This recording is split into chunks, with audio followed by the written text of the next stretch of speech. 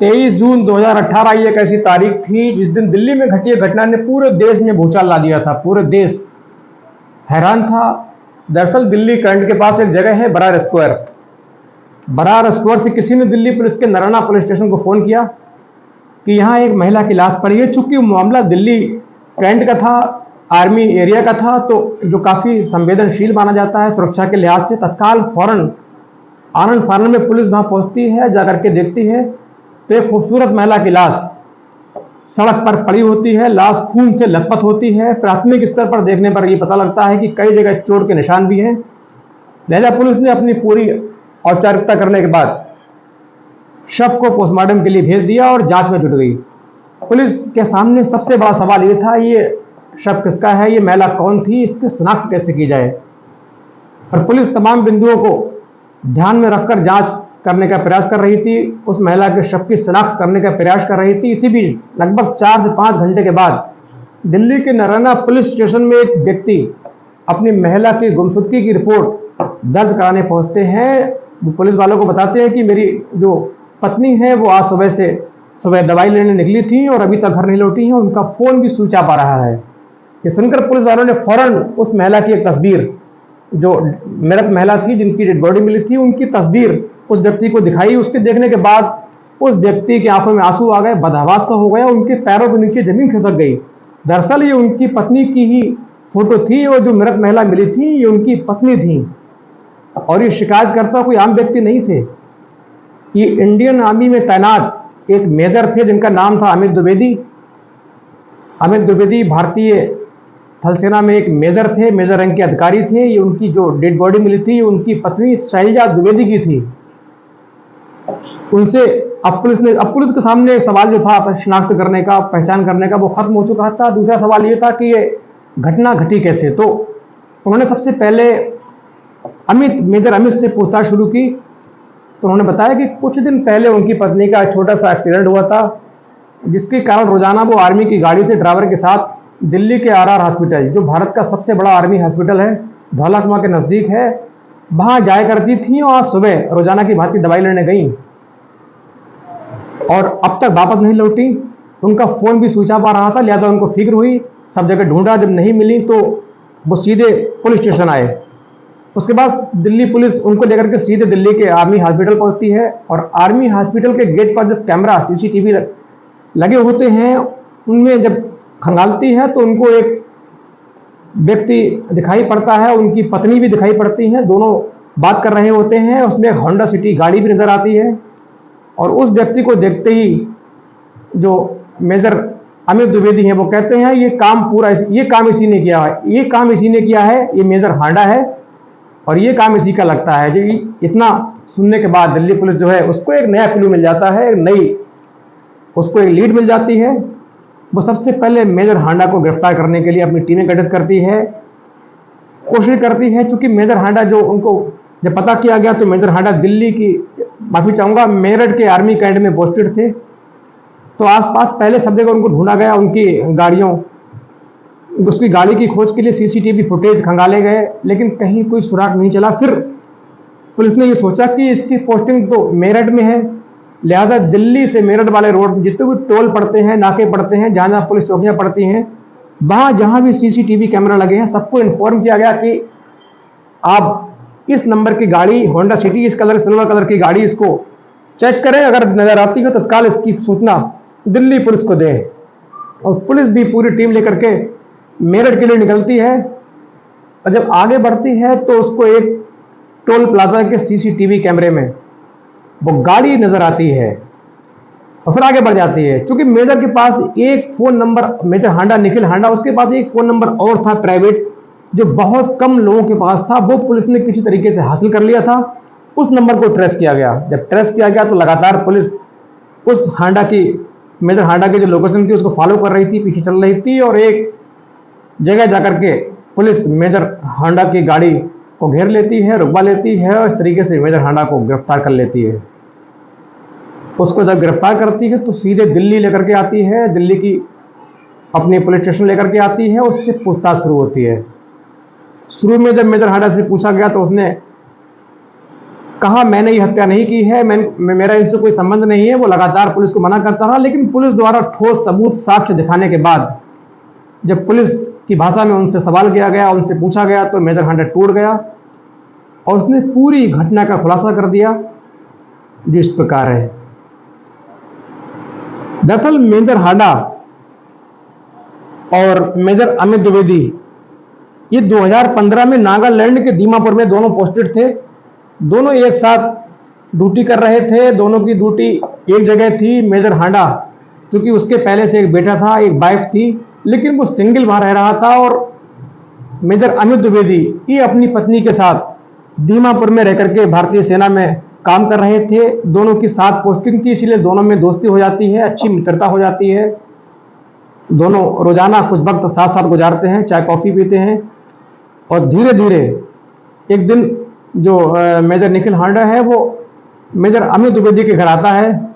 दोनों चाय पीते हैं, बातचीत करते हैं। इसी दौरान मेजर हांडा की नज़र उनकी पत्नी शैलजा द्विवेदी पर पड़ती है, चूँकि बहुत खूबसूरत थी, कई बार मॉडलिंग भी कर चुकी थी, कई ब्यूटी कंपटीशन में वो पार्टिसिपेट कर चुकी थी, भाग ले चुकी थी और जीत चुकी थी। काफ़ी खूबसूरत थी, सुंदर थी। उसकी तरफ मेजर हांडा आकर्षित हो जाता है और उनसे कुछ देर बात भी करता है।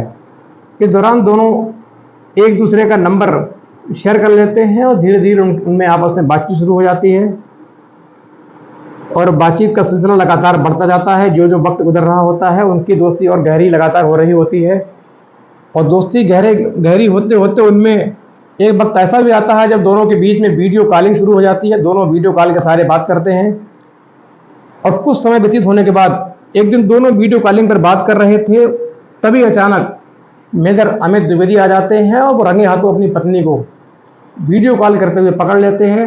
घर में काफ़ी हंगामा होता है, बहुत डांटते हैं, नाराज़ होते हैं, लड़ाई होती है। पत्नी को वार्निंग देते हैं कि दोबारा कभी किया तो अच्छा नहीं होगा। इस प्रकार दोनों की जो फ़ोन की बातचीत है वो बंद हो जाती है। दोनों अब फ़ोन से बातचीत नहीं कर रहे होते हैं। उसी दौरान मेजर अमित द्विवेदी जो शैलजा के पति थे, इनकी पोस्टिंग दिल्ली हो जाती है, इनका तबादला दिल्ली हो जाता है और जो मेजर निखिल हांडा है उसका तबादला मेरठ कैंट में हो जाता है। दोनों अपनी अपनी जगह ड्यूटी करने चले जाते हैं। मेजर अमित दिल्ली में ड्यूटी कर रहे होते हैं, मेजर हांडा मेरठ में ड्यूटी कर रहा होता है। इस दौरान जो मेजर अमित की पत्नी थी शैलजा द्विवेदी, वो मेजर हांडा जो निखिल हांडा है उससे दूरियां बना लेती हैं। उनको अपनी गलती का एहसास होता है और उससे लगातार दूरियां बना लेती हैं। उसका फ़ोन बहुत कम पिक करती हैं, उसको कभी फ़ोन भी नहीं करती हैं। और ये देखकर, ये जानकर मेजर जो निखिल हांडा है वो पागल हो जाता है, उसका दिमाग खराब हो जाता है। वो लगातार शैलजा को फ़ोन करता है, लेकिन शैलजा की ओर से कोई रिस्पांस नहीं मिलता है, कोई खबर नहीं मिलती है। शैलजा उसका फ़ोन पिक नहीं करती हैं और एक टाइम वो आता है कि बिल्कुल शैलजा उसको भूल चुकी होती हैं, उसको बिल्कुल अपने दिमाग से, ख्यालों से निकाल चुकी होती हैं। लेकिन इधर मेजर हांडा जो लगातार शैलजा के लिए पागल था, उनको पाने के लिए बेचैन था, उन पर शादी का दबाव बना रहा था, उनसे शादी करने को कह रहा था, उनके पति को छोड़ने को कह रहा था। लिहाजा अब बात नहीं हो रही थी तो उसकी और मुश्किलें बढ़ गईं। लेकिन इसी बीच जो मेजर अमित द्विवेदी हैं, इनकी पत्नी शैलजा, उनको मामूली एक्सीडेंट होता है। वो दिल्ली के आर्मी हॉस्पिटल में इलाज के लिए पहुंचती हैं। ये बात किसी तरीके से मेजर निखिल हांडा को पता लग जाती है और वो खुद को माइग्रेन का मरीज बताकर वो कहता है कि मैं माइग्रेन का मरीज हूं और सीधे डॉक्टरों के थ्रू दिल्ली के आर्मी हॉस्पिटल पहुंच जाता है। और उसका सिर्फ मकसद ये होता है कि मैं किसी तरीके से शैलजा से मिल लूँ, उससे मुलाकात कर लूँ, उसको पालूँ। लेकिन उसकी ये चाल बहुत दिनों तक कामयाब नहीं हो पाई, लिहाजा फिर से उसको ड्यूटी पर आना पड़ा। लेकिन वो हिम्मत नहीं हार रहा था, लगातार शैलजा को फ़ोन कर रहा था। एक दिन में 50-50, 100-100 फ़ोन कर रहा था, फ़ोन कॉल्स कर रहा था। शैलजा उसका कोई फ़ोन नहीं उठा रही थी और जितना शैलजा फ़ोन नहीं उठा रही थी उतना लगातार मेजर निखिल हांडा उनके लिए बेकरार हो रहा था, पागल हो रहा था, बेचैन हो रहा था। लिहाजा एक दिन उसने अपने बेटे को बीमारी का बहाना बताकर, बेटे को बीमार बताकर दिल्ली के आर्मी हॉस्पिटल में भर्ती करा दिया और इस वजह से उसको कुछ छुट्टियां भी मिल गई और वो वहीं रहने लगा बेटे के इलाज के लिए। झूठ का सहारा लेकर के बेटे के इलाज के लिए वहां रहने लगा। इसी दौरान इस बार उसकी जो कोशिश है, जो चाल है, वो कुछ कामयाब होती है और एक दिन शैलजा से उसकी मुलाकात हो जाती है।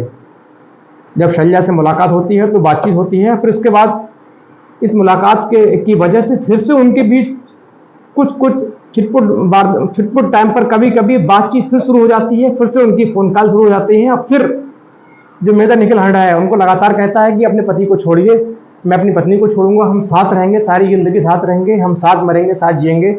लेकिन शैलजा इसके लिए बिल्कुल तैयार नहीं थी। वो उसको बताती है कि हम तुम सिर्फ एक दोस्त हैं, अच्छे फ्रेंड की तरह हैं, हमारे आपके बीच ऐसा कुछ भी नहीं है।